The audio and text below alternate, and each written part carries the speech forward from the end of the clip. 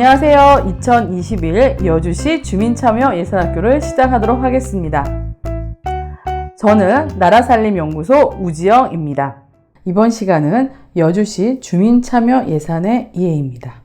여주시 주민참여 예산 제도를 알아보려면요, 조례를 먼저 반드시 봐야 합니다. 여주시 주민참여 예산제 운영 조례가 이제 이름이죠.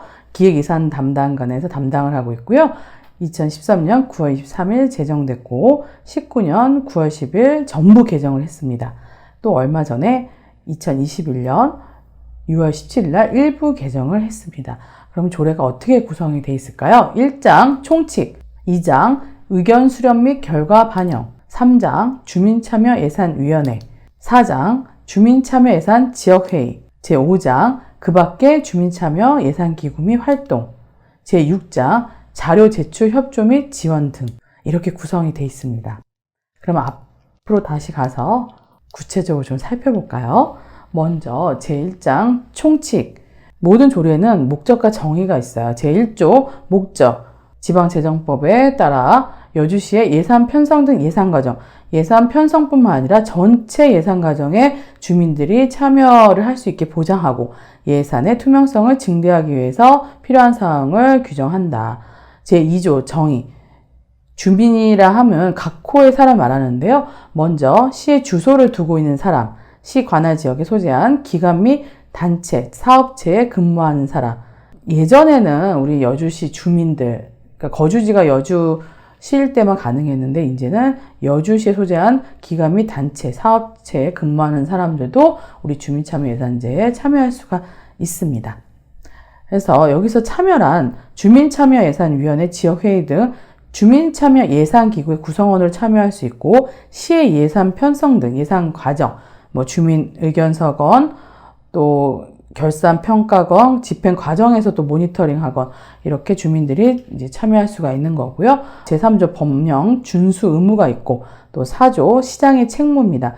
여주시장은 주민들이 예산에 대해서 다양한 의견을 표명할 기회를 가질 수 있도록 주민참여 보장을 노력하여야 한다. 이렇게 의무사항으로 되어 있죠.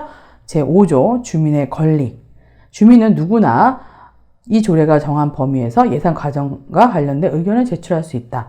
네, 제6조 적용 범위입니다. 이 조례의 적용 범위는 예산 과정에 수렴된 주민 의견과 재정 운영의 건전성 및 효율성을 저해하지 않은 범위 내에서 다 해당이 되는데요. 다만 제외되는 사업들이 있습니다.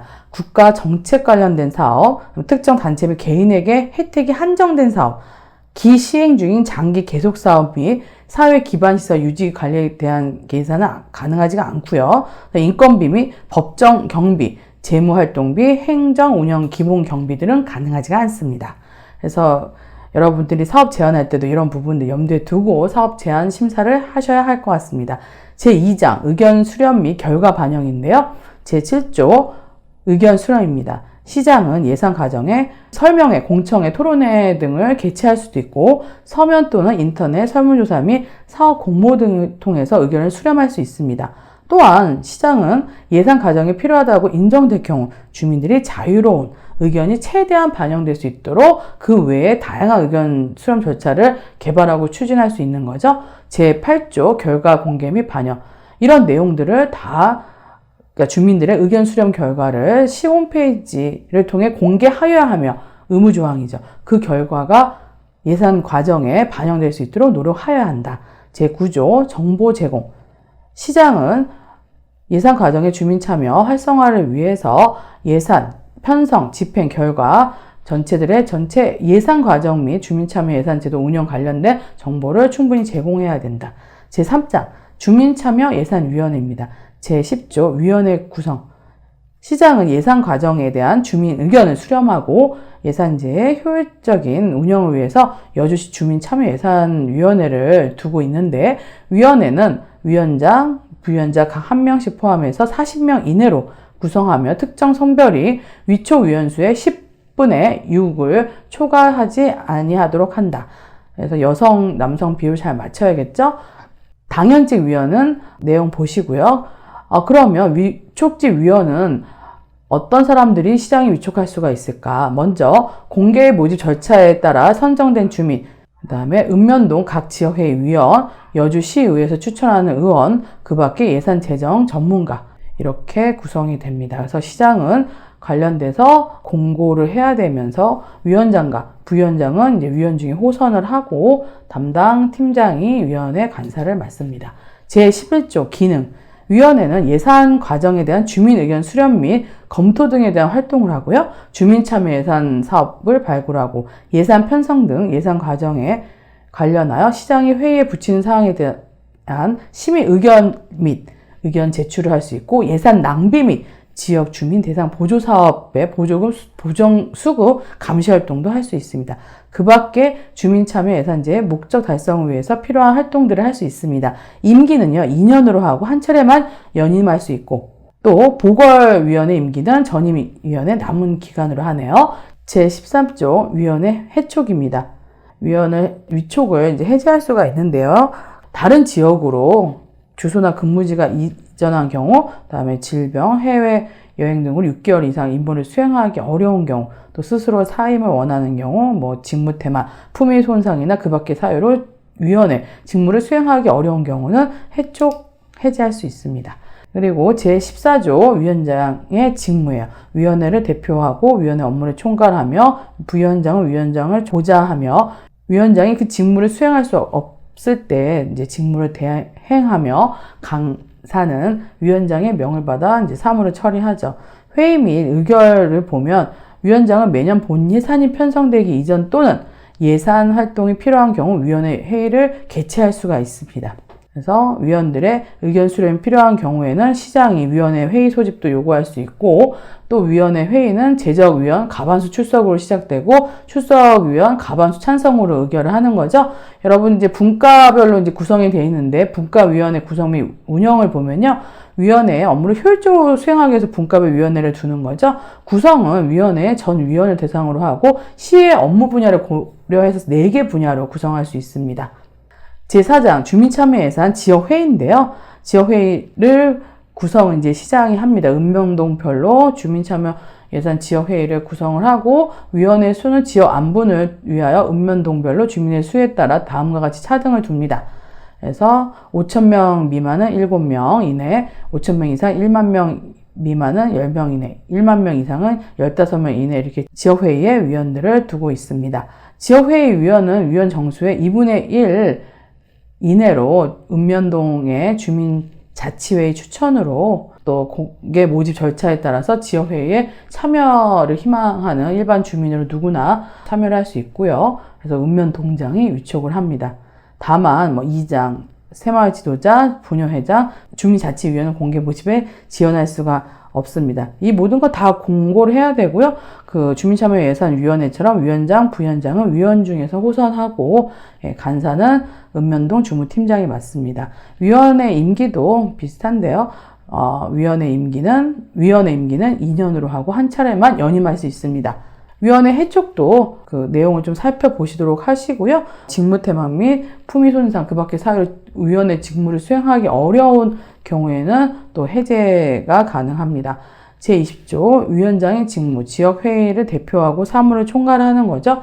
그 다음에 기능은 읍면동별 예산 과정에 대한 주민의 의견 수렴, 그 다음에 주민참여 예산 사업 발굴, 제안 사업 내용과 우선순위에 대한 심의 의결, 그 밖에 이제 필요한 활동들입니다.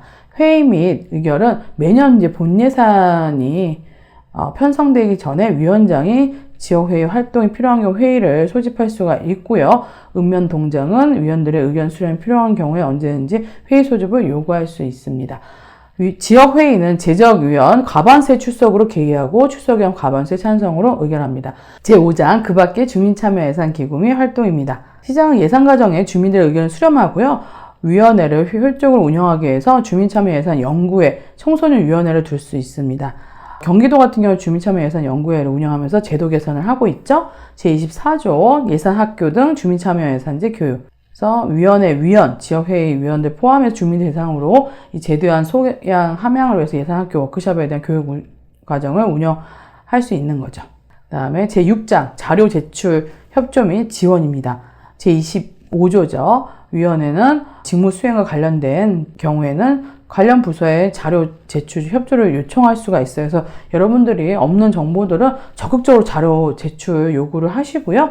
필요한 경우에는 관계 공무원 전문가를 위원회에 출석해서 의견을 청취할 수도 있습니다. 그다음에 재정 및 실무 지원. 시장은 위원회의 원활한 운영을 위해서 회의 장소 제공, 사무처리 보조, 행정 지원을 할 수 있죠. 또한 주민들의 의견 수렴을 위한 조사, 연구활동, 회의 개최, 기타 주민참여 예산 제도의 활성화를 위해서 필요한 경비를 지원할 수 있으니까요. 주민참여예산위원회 본연의 역할뿐만 아니라 관련돼서 주민 의견 수렴을 하겠다, 모바일로 하겠다, 아니면 인터넷으로 하겠다, 이런 조사도 연구 활동도 할 수 있는 것입니다. 이런 부분에 대해서 시장은 이제 예산의 범위 내에서 경비를 지원할 수 있는 거죠. 그리고 이뿐만 아니라 여비, 수당도 지급할 수 있는 것입니다. 인센티브 지급 부분인데요. 시장은 주민 참여를 활성화하기 위해서 예산 과정에 참여하는 자에게 예산의 범위 내에서 포인트를 등을 부여하고 인센티브도 지급할 수가 있습니다. 이제 그 관련돼서는 규칙으로 구체적으로 좀 정하겠죠. 조례를 다 살펴봤고요. 이 조례에 따라서 운영 계획을 수립합니다. 2021년 여주시 주민참여예산 운영 계획입니다. 예산 과정에 주민참여 확대 및 주민참여 예산기구 역할 강화로 지방 분권과 주민자치 활성화를 위하여 예산 운용의 민주성, 책임성, 투명성을 높이기 위해서 이제 계획을 수립을 했습니다. 운영 근거는 지방재정법 제39조, 지방재정법 시행령 46조, 여주시 주민참여예산제 운영조례 및 시행규칙에 근거해서 운영계획이 수립이 되는 겁니다. 2020년 운영 실적 및 제도 개선 과제부터 알아보도록 하겠습니다.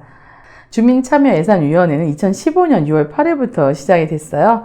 위원 수는 157명인데 시위원회가 39명, 지역위원회가 118명입니다. 임기는 2년 1회 연임 가능하고요. 기능은 주민 제안사업 우선순위 심의 조정 및 의견 수렴을 하는 것이고 또 운영 실적은 한 31회 정도 되네요. 네, 운영 실적입니다. 2021년 주민참여예산 사업 편성은 73억 7,300만 원 269건입니다. 공모 제한 사업비는 19억 4,800만 원 31건이고요. 읍면동 제한 사업은 54억 2,500만 원 238건에 이릅니다. 관련돼서 이제 운영 사항들을 보면요. 예산 편성 관련돼서 설문조사도 실시를 한 바가 있습니다.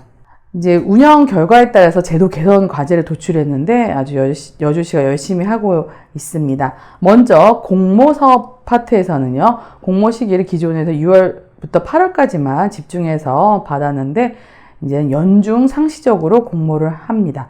그럼 주민들의 참여 기회가 많이 확대가 되겠죠?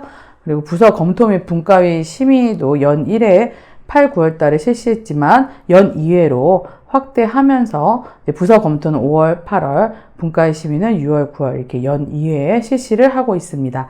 최종 결정, 이 부분이 되게 중요한데요. 예전에는 주민참여예산위원회에서 다 심의를 100% 종료를 했지만 주민들의 많은 참여를 위해서 온라인 투표 30%, 본위원회 심의 70%로 이제 합산해서 결과를 도출하게 됩니다. 분과위원회 이제 활동 지원 부분도 예전에는 없었지만 지금은 퍼실리테이터, 컨설팅 등 수기 활동을 지원하고 있습니다. 그러면서 분과위원들의 전문성을 강화를 도모하고 있는 거죠. 읍면동 제안사업 심의입니다. 지역회의, 분과위, 본회의 최종심의 이 절차에 따라서 진행됐지만 지금은 지역회의 심의로 최종 결정을 해서 지역회의의 자율성을 더 활성화시키고 있습니다. 주민참여예산 사업 집행 모니터링인데요. 주민들이 참여예산 사업에 대해서 사업 제안하고 나서 그 결과나 집행 과정에 대해서 내용을 몰랐는데요. 이제는 주민참여예산 사업에 대해서 추진사항 점검 및 결과 등을 다 공개를 합니다. 코로나19에 적극적으로 대응하기 위해서 온라인 매체를 활용한 위원회 개최 및 교육을 실시하고 있습니다. 네, 올해 2021년도 운영 방향입니다. 주민과 함께하는 열린 재정 운영, 주민 참여를 확대하고 주민참여 예산기구 운영 내실화, 주민참여 예산기구 활동 및 역량 강화를 도모하고요. 주민참여 예산제도 홍보활동 강화, 홍보와 정보 부분들이 적극적으로 다 공개가 되는 방향으로 변화하고 있습니다. 네, 주민과 함께하는 열린 재정 운영입니다.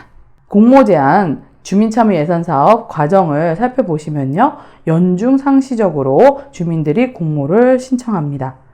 5월, 8월 달에 사업부서 검토를 하고요. 6월, 9월 분과위 수기활동 및 심의를 통해서 집중적으로 주민참여 예산들을 살펴보고 10월에 온라인 주민투표를 실시를 합니다.